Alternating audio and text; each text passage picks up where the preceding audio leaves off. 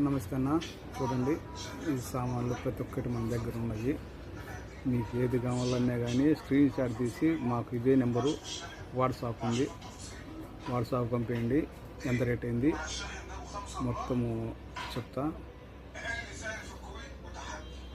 చూడండి లైట్లు, వెయిట్ మిషన్లు,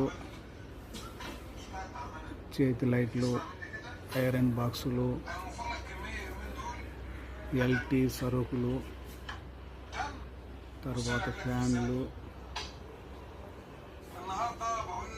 వైర్ బాక్సులు,